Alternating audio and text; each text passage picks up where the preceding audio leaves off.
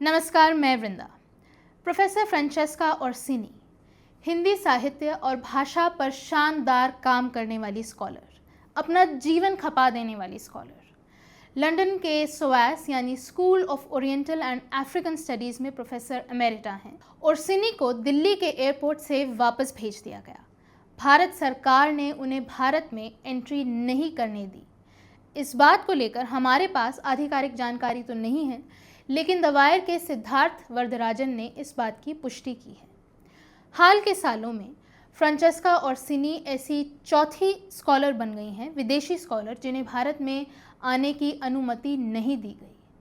आखिर इन स्कॉलर्स के काम में ऐसा क्या खतरनाक है कि भारत सरकार उन्हें देश में एंट्री नहीं देना चाहती? फ्रांचेस्का ओर्सिनी दुनिया की मानी हुई स्कॉलर हैं और उनकी जो फील्ड ऑफ एक्सपर्टीज़ है वो हिंदी लिटरेचर है। उन्होंने सिर्फ हिंदी लिटरेचर पर, हिंदी साहित्य पर काम नहीं किया, लेकिन उन्होंने उत्तर भारत की अलग अलग भाषाओं की मिली जुली संस्कृति पर ऐसा काम किया है जिस तक बहुत कम लोग पहुंच पाए हैं। उनका काम इतना बड़ा है कि किसी लाइब्रेरी की कई शेल्फ्स में उनका काम जगह लेगा। एक शानदार प्रोफेसर हैं जिनके साथ भारत से लेकर दक्षिण एशिया के कई देशों के स्टूडेंट्स पीएचडी करना चाहते हैं, उनके साथ काम करना चाहते हैं और काम कर चुके हैं। आज भारत के अलग अलग संस्थानों में उनके शानदार स्टूडेंट्स शानदार काम कर रहे हैं। तो फिर एक ऐसे प्रोफेसर को भारत सरकार ने देश में एंट्री क्यों नहीं करने दी, जबकि वो पहले भी भारत आ चुकी हैं, कई बार आ चुकी हैं और हाल ही में आकर गई थी। उनका वीज़ा वैलिड है, उन्हें अनुमति थी कि वो आ सकें, लेकिन फिर बिना वजह, अभी तक तो वजह नहीं बताई गई है, तो फिर बिना वजह डिस्क्लोज किए, बिना वजह बताए उन्हें वापस क्यों भेजा गया? क्या अब एक एक स्कॉलर के एक एक काम, उसके एक एक शब्द, उसके एक एक लेख का एक टेस्ट लिया जाएगा और उस हिसाब से तय किया जाएगा कि कौन देश में आ सकता है, नहीं आ सकता है?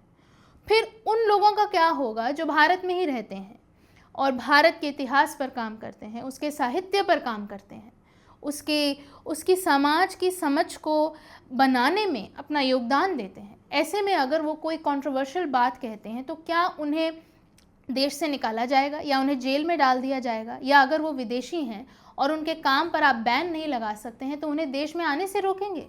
प्रोफेसर फ्रांचेस्का ओर्सिनी ने सिर्फ भाषा पर काम नहीं किया है, उन्होंने उत्तर भारत के संगीत, यहाँ के प्रिंट कल्चर्स, यहाँ की भाषाओं की विविधता, परफॉर्मेंस, इन सब पर काम किया है।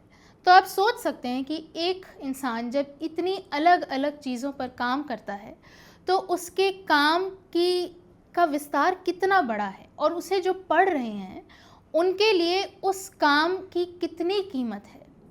ओर्सिनी ने जो काम किया है वो ऐसा काम है जो हम हिंदी वालों को और हम भारतीयों को कभी कभी हो सकता है ना नज़र आए। उन्होंने जो काम किया है उसने हिंदी को हिंदी वालों से छीना नहीं, लेकिन हिंदी वालों के लिए और समृद्ध किया। अपने काम में शायद उन्होंने हमें ये बताने की कोशिश की है, हम हिंदी बोलने वालों को, कि तुम्हारे समाज के इतिहास में जो समृद्धि है उसे पहचानो, उसका संरक्षण करो, उसे प्रिजर्व करो और उसके बारे में लिखो। उनकी जो किताबें हैं वो उनकी किताबों पर ही आप पीएचडी कर सकते हैं। उनका जो काम है वो अपने आप में पीएचडी के लायक है। हिंदी पब्लिक स्फीयर उनकी एक बहुत मशहूर किताब है। इसकी कितनी चर्चा हुई।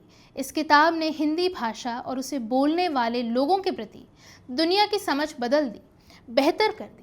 अपने स्टूडेंट्स की ये पसंदीदा प्रोफेसर हैं। जेएनयू में पढ़ी हैं, कई महीने इन्होंने भारत की यूनिवर्सिटीज़ में भी पढ़ाया है, यहाँ आकर टॉक्स दी हैं, कॉन्फ्रेंसेस में हिस्सा लिया है, यहाँ के सेमिनार्स में शामिल हुई हैं, दिल्ली में महीनों गलियों में और आर्काइव्स में घूम घूम कर काम किया। तो एक ऐसी प्रोफेसर को भारत की सरकार ने आने से रोका है जिसने अपनी ज़िंदगी के स्कॉलरली जो उनका एक्सपीडिशन है उसमें हिंदी को हमेशा केंद्र में रखा। जो सरकार हिंदी और भाषा को प्रिजर्व करने की बात करती है, उसको संभालने की बात करती है, हिंदी के नाम पर राजनीति करती है, उस सरकार ने एक ऐसे प्रोफेसर को भारत में एंट्री नहीं करने दी जिसके काम से हिंदी की समझ दुनिया भर में बेहतर हुई है। इनकी एक और किताब है, print and pleasure, popular literature and entertaining fictions in colonial north India. इस किताब में इन्होंने उर्दू और हिंदी पर बेहतरीन काम किया। जब हमारे यहाँ के आर्काइव्स खंडहर हो रहे थे, तब एक प्रोफेसर, लंदन में बैठी एक प्रोफेसर ने ऐसी वेबसाइट्स और ऐसे ऑनलाइन आर्काइव्स पर काम किया जिन्हें दुनिया भर के स्टूडेंट्स साइट करते हैं। यहाँ दिल्ली में बैठे हम लोग उनके काम को रेफ़र करते हैं और अपनी भाषा को समझने के लिए बार बार उनके काम का सहारा लेते हैं। एक ऐसी प्रोफेसर को भारत की सरकार ने देश में आने से रोका है। 2023 में उनकी किताब आई थी, east of Delhi, multilingual literary culture and world literature. एक प्रोफेसर किसी देश को बदनाम करने के लिए, किसी भाषा के खिलाफ कोई काम करने में अपना जीवन नहीं खपाता। वो अपने काम के प्रति उस शिद्दत से डिवोटेड है कि वो अपनी ज़िंदगी के केंद्र में एक भाषा को रख पाती है। एक ऐसी प्रोफेसर जिसने अपना काम किया और दुनिया भर के स्टूडेंट्स को इंस्पायर किया कि वो इस फील्ड में आकर काम करें।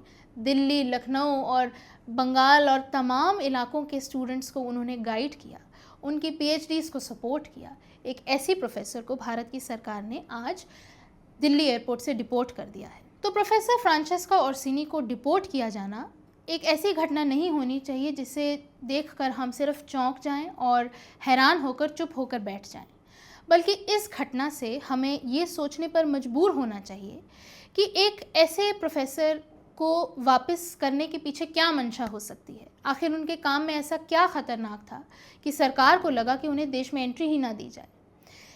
और इसके अलावा उन स्कॉलर्स के लिए भी एक सवाल है जो भारत देश में रहते हुए इस तरह का काम कर रहे हैं, जो भाषा और साहित्य और इतिहास को डॉक्यूमेंट करता है।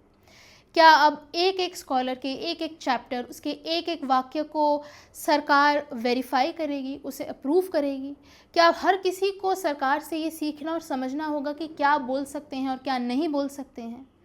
विदेशी स्कॉलर को आप देश में आने से मना कर सकते हैं, उस पर प्रतिबंध लगा सकते हैं, डिपोर्ट कर सकते हैं, लेकिन आप देश में रहने वाले स्कॉलर्स के साथ क्या करेंगे? क्या आप उन्हें काम करने से रोकेंगे? क्या उनके बोलने लिखने पर पाबंदी लगा देंगे या उन्हें जेल में डाल देंगे? इसलिए ये सवाल ओर्सिनी का तो है ही, लेकिन उन तमाम स्कॉलर्स का भी है जो आज इस तरह के क्षेत्रों में शोध कर रहे हैं और जो आने वाले दशकों में इस तरह के काम को आगे बढ़ाना चाहते हैं। ओर्सिनी ने जेनरेशन्स, पीढ़ियों दर पीढ़ी, मतलब स्कॉलर्स को उन्होंने इंस्पायर किया है। एक ऐसे प्रोफेसर के खिलाफ अगर एक सरकार इतना विंडिक्टिव हो सकती है, इस तरह का संदेश देना चाहती है, तो फिर उस सरकार को एक डॉसियर जारी कर देना चाहिए, एक पूरा नोटिस जारी कर देना चाहिए और बता देना चाहिए कि क्या काम आप कर सकते हैं और क्या काम आप नहीं कर सकते हैं, ताकि कभी किसी को कोई कन्फ्यूजन ना रहे कि क्या बोलना है और क्या नहीं बोलना है। नमस्कार, मैं वृंदा।